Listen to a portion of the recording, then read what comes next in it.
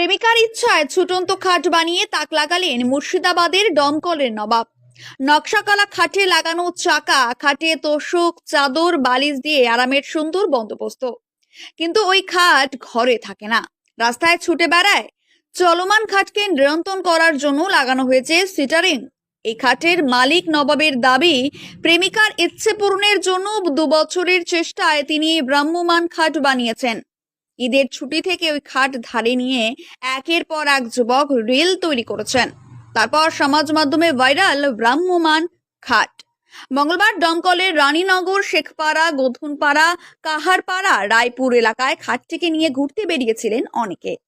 ভিডিওতে দেখা যাচ্ছে ভিড় রাস্তায় ছুটে চলছে নবাবী এই খাট।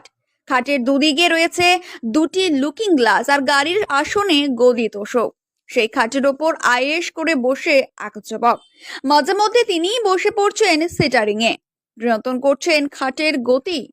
নবাব জানাচ্ছেন, খাটটিকে চলমান করতে ব্যবহার করেছেন 800 সিসির একটি ইঞ্জিন। তার দাবি, এটি একটি প্রোটোটাইপ।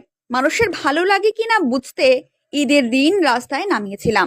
কাজ শেষ করতে আরো কয়েক মাস লাগবে বলে সে জানায়। কিন্তু কিভাবে এবং কেন এমন অদ্ভুত খাট তৈরি করলেন নবাব? নবাব জানায়, নদীর পাড়ে সন্ধ্যায় বসেছিলাম। প্রেমিকা বলল, এত সুন্দর পরিবেশ, খাট থাকলে এখানেই ঘুমোতাম। এনে দিতে তো পারবি না, পারবি কি আমার জন্য? সেটাই চ্যালেঞ্জ হিসেবে নিলাম। ওর আবদার বলে কথা, তাই বানিয়ে ফেললাম এই খাট।